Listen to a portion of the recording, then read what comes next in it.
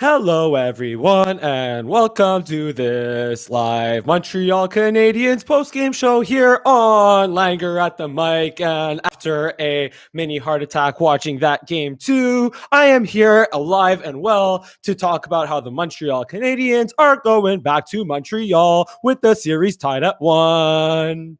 Mission accomplished. Yeah, man, I was just that was as nervous of a last.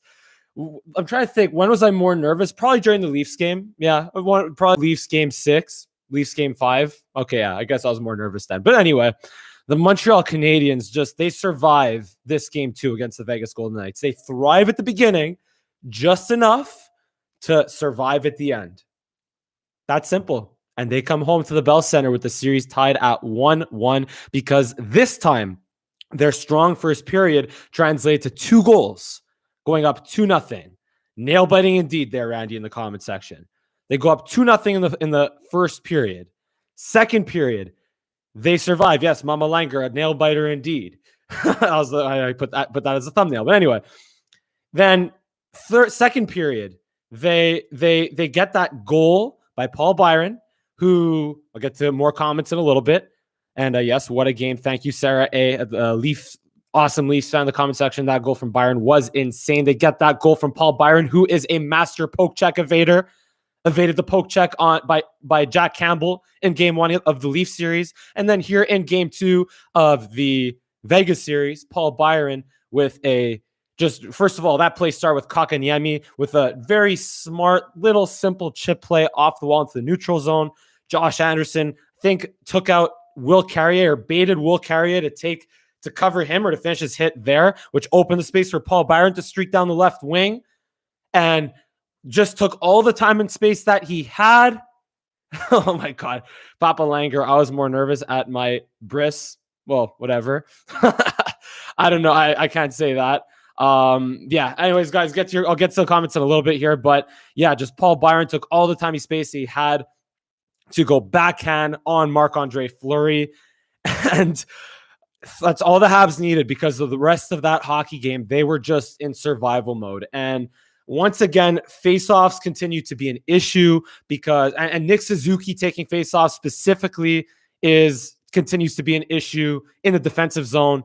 Nick Suzuki played a heck of a game tonight, by the way, not taking away anything from his overall game. But when Nick Suzuki is in the faceoff circle, in the defensive zone in this series so far has been a problem. It led to the first Pietrangelo goal where quick win by, I think it was William Karlsson on the play there. William Karlsson wins it back to, I don't know if I wrote down. Anyway, Suzuki loses the faceoff, goes back to Pietrangelo, and just traffic builds up in front of Price. Mark Stone does a great job evading the traffic or getting out of Pietrangelo's shot. The last second shot just sneaks underneath Price's arm, and that makes it 3-1. But also, it would have been 3-2 if it wasn't for Carey Price with an absolutely just robbery of both Alec Martinez and Mark Stone in that second period. Everyone's going to talk about the Martinez one. That was spectacular. Him going left to right. Martinez on his strong side might have saved him a little bit because Martinez had to shoot a little bit more to the far side, to Price's glove side as he was moving to his right, as opposed to the open blocker side. But still, Price just got just enough of it to get out of play. Everyone in Vegas, everyone at T-Mobile Arena, and probably millions and millions and millions of people watching this game all thought it was in, including myself. I was like, well, God darn it. I guess it's 2-1 now. But Price just robbed him. And also, what's not going to get talked about was a save he made on Mark Stone, and among many others in this hockey game. But that save on Mark Stone in the second period, where Pacioretty, after hitting the post, by the way, Pacioretty with a great cross-seam pass to Mark Stone, but Carey Price, as he does so often, frustrating shooters by where shooters think they have an amazing scoring chance.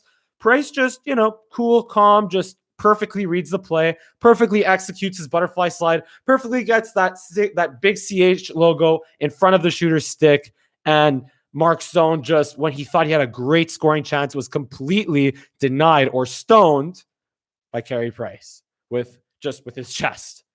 Whereas Fleury, on the other hand, makes all easy saves and spectacular saves look spectacular. Great goaltender, but again, Price was hands down the better goalie in this game too. So 3-1 going into the third period. And the Habs, again, despite being outshot quite drastically in both the second and the third periods, let me just pull it up right here, the box score.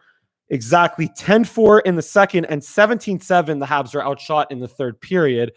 But they still did a pretty good job limiting it was controlled bending, but not breaking by the Canadiens in the late third period, in the late second period, and in the third period. Price had to make a couple of really big saves, like on Riley Smith, where Shea Weber just fanned on a blatant D-to-D pass. And Price just made a dangerous shot by Riley Smith look easy. There was a 2-on-1 with Alex Tuch, who missed the net because of how well I think Edmondson cut off the passing lane, because of how well Price just took away the shooting opportunity for Alex Tuch. So he had to, fine tune a shot a little too much. It went wide. There was a Price, another big save on Marchessault after Price was the one that turned it over. And a couple of great defensive plays late by Tyler Toffoli on a huge pass breakup to Mark Stone. And then Price in the clutch with multiple big saves on Janmark and William Karlsson and Pietrangelo. And also to ice the game, Nick Suzuki, who again struggled in the face-off circle with probably one of the best clears of the zone that did not result in icing. The best 5-on-6 clearing attempts that did not result in icing, to ice the game, because he just took the time and space that he had, which usually you don't have when you're playing 5-on-6, when you're down 6-on-5. And he took the time and space that he had to just put enough to get it end to end, but without icing the puck. Kind of like a coffin corner punt in football, where it's like just downed inside the 1 yard line without going into the end zone. So let's get to Jeff Petrie now. Jeff Petrie. So a lot of weird stuff happening in the pregame on both ends on the injury front. First of all, the Habs had a tremendous opportunity going into this game with Chandler Stevenson out for the Vegas Golden Knights and with Jeff Petrie coming back, who was using the dark side of the force with his red eyes. It's a good thing. I mean, maybe he just took the red eye flight on the way in, but seriously, all jokes aside, Jeff Petrie coming back in this game was huge for the Montreal Canadiens, even with his red eyes, even with his 3 dislocated fingers there. Just his presence was just calming, He just ate up, like when you talk about defensemen that eat up big minutes, that's Jeff Petrie, that's Shea Weber, that's Ben Sherratt, I don't want to make fun too much of Jeff Petrie's eye issue here, because I know I started it, but because it's, I forget what the condition was. It was described by Kyle Bukowskis on the broadcast there on Hockey Night in Canada. But yeah, like I said, going into this game, there was even a bit of weird, is Jeff Petrie in or out? Like all the reporters thought that Jeff Petrie would be out for a good 90 to 200, 300 seconds. But then all of a sudden it got reported that Jeff Petrie would be back in the lineup. But Romanov also, so Petrie replaced Kulak, but Romanov got taken out for John Merrill, which Pierre Maguire on Melnick's show, on Melnick in the afternoon, said there's no business. The Habs have no business playing John Merrill in the series, especially since John Merrill was a Vegas Golden Knight recently, and they know all about him. But and he was a liability out there. He was not good out there.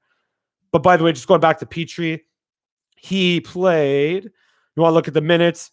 Petrie played 20 minutes. Edmondson played 22. Weber played 24, and Ben Sherratt played 27. Who continues to have the most ice time among Habs D-men. Gustafsson, 11. Not bad for Eric Gustafsson. And John Merrill played 12. So that's a lot better balance fight by the Habs defenseman. And that's what having Jeff Petrie in the lineup does and allows the Canadiens to do, is balance. Even that's not a perfect balance, but at least you don't have guys like Kulak playing 15 minutes. You don't have guys like Gustafsson and Romanov having to play that much. Still, Romanov should get the opportunity, but in a close game like this, you got to manage your bench accordingly, and it worked out for the Habs to hang on just enough to win this hockey game. A couple other things. Also, Josh Anderson, who I who I've been critical of in the last post-game show, was a much better player tonight. Not just offensively, not just in terms of his ability to use his strengths to his best or to focus on his strengths, using his speed, his size, his hitting, his forechecking. At one point, he manhandled two Vegas two Vegas defenders all by himself in the corner, and that sprung Kotkaniemi and Byron loose for a little bit of possession in the offensive zone. So he was much better tonight. He obviously hit everything that moved. He had 5 hits, just 1 shot, but still he was effective in the 12 minutes that he played. And of course, the fourth line, to what a lot of people are calling the geriatric line, Corey Perry, Yoel Armia with another goal, who surprisingly didn't score another goal tonight. Whenever Yoel Armia scores, he scores 2, but he only scored 1 tonight. So, but it was enough. And then so they were remarkable. Corey Perry, as usual, got the assist on the Armia goal. Just that's what you have to do to beat Fleury. Traffic in front, bodies in front, pucks to the net, make him uncomfortable, just like any other goaltender. But I'd say even more so Fleury because of how he tries to play acrobatic and athletic and moving side to side and all that. And that's how they open the scoring. And not to mention the fact that Cole Caulfield, I've been 11 minutes talking here without mentioning Cole Caulfield, who now has 1 goal and 1 assist in front of Papa Caulfield and Mama Caulfield in the stands. So get his parents in the stands for every game at all costs, assuming he continues this 2-game point streak. Cole Caulfield and that was a great, quick little pass, right to Tyler Toffoli, quick little shot, right between a little bit of a knuckle puck between the legs of Marc-Andre Fleury. But once again, that's how you beat Marc-Andre Fleury. Get him moving side to side and find those openings, because he leaves some openings underneath his arms between the legs. It happens every so often because of his style, his acrobatic style. He'll come up with huge saves at big moments. Don't get me wrong. And he's a fantastic goaltender, and he has been for a long time. But he still, when he exposes himself because of his acrobatic style, that's where we have a chance to beat him, getting him to move side to side. There was one thing I want to mention before I get to your comments. What was it again? I might have forgotten. Yeah, let's just get to your comments. All right. Take it from the top here. The last one I read was, like Randy said, Armia, Perry, Stahl looking strong and mean. Absolutely. Sarah laughing at my joke from Papa Langer. Time travel in Hendricks. Leaf fan here. Appreciate the love there. Time travel in Hendricks. What a game by the Habs. Great game. Love Carey Price. Absolutely, man. And Carey Price, as I keep saying, is a guy who just, I find, thrives at being the least panic player on the ice in high stress situations. Just thrives on it. And it calms down his guys in front of him. Anderson, subtle stick check led to Byron's backhand. Exactly. Just like I said, Josh Anderson was like that. Even though he didn't get an assist on that play, he was much better in this game. Noah Siegel-London, Suzuki almost had the goal of the play. Yeah, man, Suzuki, as soon as I saw him come in one-on-one on Shea Theodore there with a little bit of time and space, I had a feeling that Suzuki was going to try a YOLO play, and it almost worked. It was like he went like toe drag between the legs with one hand.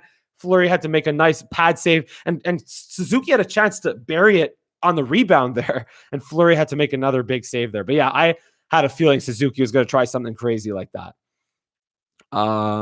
Face-offs. Yeah, so like I said, the Habs were statistically better than the Golden Knights in the face-off circle once again. A lot of that goes to Philip Deneau, who did a fantastic job in the face-off circle and won a really big key defensive zone face-off late in the game there, which led to the Habs getting the puck out and killing enough time to not allow the Vegas Golden Knights to come back and tie it up.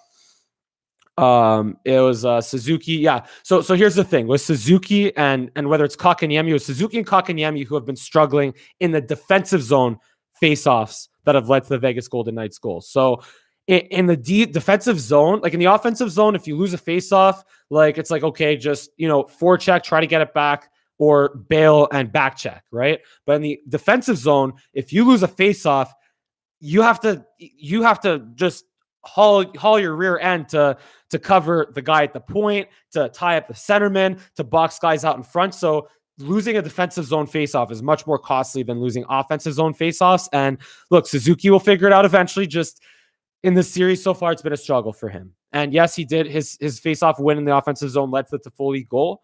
But again, those defensive zone faceoffs, they have to be better against the Vegas Golden Knights. And Pietrangelo's been like what it has. Pietrangelo, Martinez, and Theodore. It was the three of them in game one, but Pietrangelo is the only one who kept it going in game two. But yeah, the Habs have to have an answer for that. At least they'll have the last change of the Bell Center now. And it was an icing call, so Suzuki was also exhausted. In all fairness, on that second faceoff that he lost, that led to the second Pietrangelo goal. It was Edmondson with a bit of an unforced icing where Armia was open, but he put a little too much on the clearing pass, and that led to the icing where Suzuki was exhausted. It was on that shift where Suzuki had like that crazy goal attempt, but just unfortunately, that was just right off the icing. He was exhausted. So so that's how in all fairness to Suzuki, he was exhausted, but still needs to be better. At least, like I said, Habs will have last change at the Bell Center going forward in games 3 and 4.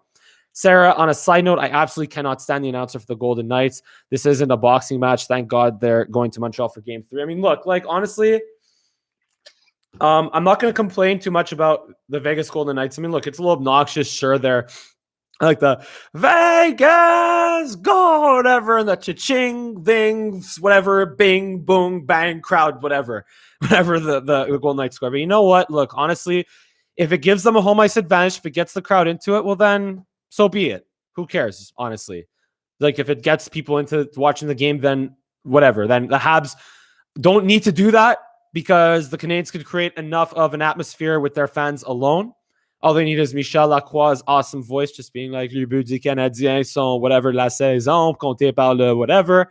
So anyway, not going to get too much into that, but I appreciate the comment though, Sarah. Time travel in Hendricks, the Leaf fan. I laughed so hard when Patches hit that post. I mean, yeah, like, Pacioretty, look, I would be very surprised if Pacioretty doesn't score at least once, and he'll be motivated to score at the Bell Center. I'll tell you that for sure. Vegas defensemen are still scoring, exactly like I said with Pietrangelo. Too many breakaways given up. I feel like in the second period, the Golden Knights, part of their plan was to stretch the neutral zone because the Canadiens, because they don't have the fastest defenseman outside of Petrie and probably Gustafsson, who doesn't play that much, and O'Merrill, I guess. Yeah, outside of Petrie, Habs don't have the fastest defenseman. So it's good. Like the Golden Knights, it's smart for them to try to extend the neutral zone and go for those stretch plays when the Habs, when it's the long change in the second period. And defensemen have to go the entire length of the ice practically to get off the ice after a long shift. So that was probably the game plan for the Golden Knights in the second period. And they got a couple of nice chances out of it. But at least in the first and third periods, the Habs, they did a great job back checking. And even the one where William Karlsson had a bit of a tight 2-on-1 against Joel Edmondson, when Carey Price is playing as well as he's doing, Joel Edmondson, all he has to do is just take away the inside and not let William Karlsson cut inside, keep him to the outside, and Price has the short side covered, no problem. So even those types of plays, it's like, Price will be fine. Like there's a low chance of the Golden Knights getting goals off of those one-on-one plays where Edmondson or Sherrod or whoever boxes them out to the outside. And also the Habs defenseman did a great job blocking shots. Shea Weber blocked 6. Gallagher blocked 1. Lehkonen blocked 3. Sherratt blocked 3. Merrill blocked 2. Deneau blocked 2. Perry blocked 2. Edmondson blocked 2. Petrie blocked 2. So if I do some quick math there, it's 5, 7, 8, 9, 11, 13, 19, 20, 26 shots blocked by the Montreal Canadiens. So, and they out-hit the Golden Knights on the night 53-45. So it's a physical series to say the least. A little too bit. Petrie's red eyes. What's it called? Just like we said, talked about. I think someone mentioned down below it was a blood vessel issue, and I think that's what they reported on the broadcast. Ate some Vegas babies. Time travel in Hendricks. Okay, I don't know, but Sheldon Weisberg, I hate to agree with Michel Therrien, but you do need to score at least 3 goals to win a hockey game, at least with Carey Price backing them up. And yeah, the Habs continue to win games where they score 3 goals for Carey Price. So that's a winning formula, and they should keep that up. Sarah A.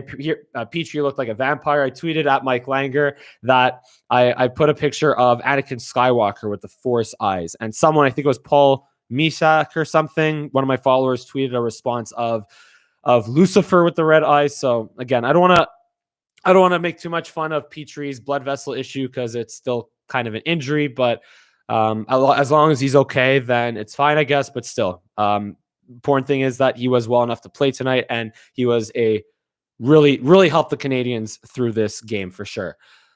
Randy, we talked about the Edmonton icing already. Bursted eye vessels confirmed by Time Travel and Hendricks. Randy, and when in Vegas, gotta gamble and play Petrie for the win. Go Habs, go. I guess comment in the comment section a bunch of gambling puns for Vegas. Sure, why not? Leave that in the comment section. Randy, again, can it get better than a Friday night in Montreal for Habs playoff game and the city rocking? Yes, it can. Randy, a Saturday night game in Montreal for a Habs playoff game in the city rocking. I know it's the schedule. It's got to be every second night. And I know they're trying to get these games in as soon as possible because of the delayed COVID schedule. But a playoff game, Saturday night games are way better than Friday night games at the Bell Center. That's just my opinion. Time travel again in Hendricks. I'm wondering how game one would have went if Petrie was there, although Vegas had to mix up the lines in game two. I think that's screwed up a bit. Like I said, with Chandler Stevenson out, that really messed up the Golden Knights, especially early. I don't know if Petrie it would have made a difference. It probably would have been a much closer game in game one, but that doesn't mean that the Habs would have been guaranteed to win that game one on Monday. Love the pizza hats on the Habs fans in the arena for Philip Deneau, the pizza man, who continued to play a great game tonight. Armia with 5 goals in the playoffs, correct. And Tyler Toffoli is also on a point streak, so is Cole Caulfield. And playoff fuel Armia.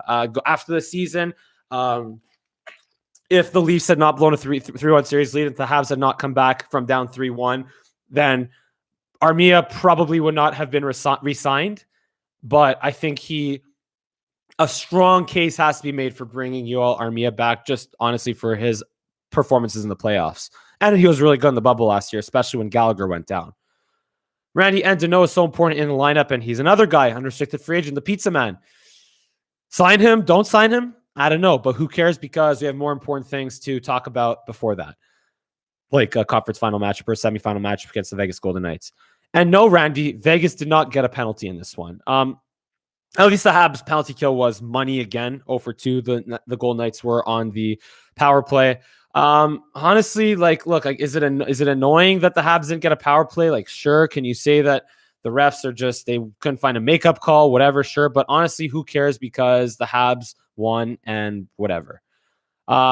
Shane, good win, Habs. Shane, 3 wins away to the to the Stanley Cup final. Go Habs, go. Indeed. Time travel and Hendricks, just referring to Petrie's eyes with the babies thing. How he was out to kill.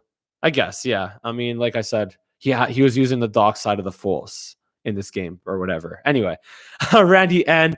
Don't think Kulak will play again in the playoffs. Don't say that, because knock on wood, if someone gets hurt, guess who's coming in? Kulak or Romanov. So, yeah. It's not delivery, Sheldon Weisberg. It's Deneau. I like that pun. Good one. I think I pretty much covered it all here, guys. Keep the comments coming, whether it's live or after the fact, as usual. Thank you so much for tuning in tonight, even though it's 12:11 on the East Coast here, or Eastern time. I'm not on the East Coast completely, but Eastern time zone. Nice to shut down their top line of Stone and Pacioretty. And I think that's what I wanted to mention before, is that the Habs did a great job throughout most times of this game, just limiting the Golden Knights' ability to find good quality scoring chances. The Habs just throughout these entire playoffs have done great at boxing guys out, and that's what helps when you have big stay-at-home strong defensemen like Weber, Schrott, and Edmondson and Petrie, and also just getting sticks in passing lanes, whether it's Lehkonen or Deneau or Armia on the penalty kill, or late in the game with Toffoli and even Eric Stahl with the long reach there. Deneau, just guys doing a great job getting sticks in lanes and just not giving up too many dangerous scoring chances. And when they do give up dangerous scoring chances, guess who's back there? This man right over here, number 31, Carey Price, is there to save the day. One more comment from Randy here before we wrap it up. Anderson, Lehkonen, and Gallagher doing their part, even though they're not scoring. And exactly, that's the thing. Look, in the playoffs, so many people have been calling for Tatar to come in the lineup. The thing is, if Tatar isn't scoring, he's a passenger. And in the playoffs, you need guys that, even if you're not going to score, you have to do something. You have to kill penalties. You have to block shots. You have to finish your hits. You have to create scoring chances. You have to do things other than just skate up and down the ice. And if the puck doesn't bounce your way, you're just invisible out there. So That's why I think Tatar, if you're talking about unrestricted free agents that have played their last game for the Montreal Canadiens, Thomas Tatar could be one of them. Randy N. rocked the sweater. Indeed, Anakin Slade's 2021 version of it is out, so go check that out. Sheldon Weisberg, if Danault stops playing hockey, does he make his own pizza line like Denis Savard? Possibly. I mean, yeah, that's a good marketing tactic right there. Might not be as big as Peyton Manning with Papa John's in the US, or at least what it used to be. But yeah. Sheldon Weisberg confirming the Anakin Slade video. And Time Traveling Hendricks, best goalie in the world. At least playoff Carey Price is the best goalie in the world. And we have to appreciate and be thankful that playoff Carey Price is able to channel his inner playoff Carey Price and be phenomenal. By the way, great moment on the bench there with Carey Price coming to the bench after a commercial break. It might have been after the save on Martinez. And Corey Perry, just like Carey Price did the Patrick Waugh little wink after robbing Mark Stone. After Price robbed Martinez, I think it was the commercial break after that where Corey Perry just gave him a little wink there too. So yeah. And Sheldon Weisberg, aka Stanley Tucci. Yes, Sheldon Weisberg, regular co-host or panelist on this on my podcast here at youtube.com/Langer at the mic and on Spotify and Apple Podcasts, is apparently a doppelganger for or Stanley Tucci's doppelganger, vice versa. So yeah, honestly, guys, we're gonna wrap it up here. It's 12:15 at night. So thank you so much as usual for joining, and your comments and your thumbs up. If you enjoy this video, leave a thumbs up and subscribe to my channel as well. And give me a follow on Twitter and Instagram and TikTok at Mike Langer for all three. And this has been a Montreal Canadiens postgame show here on Langer at the Mic Live. Thank you so much for joining, and I look forward to seeing you next time on Game 3, Friday night, after it will hopefully be a Habs win and them taking a 2-1 lead in the series. Have a great night, and go Habs go.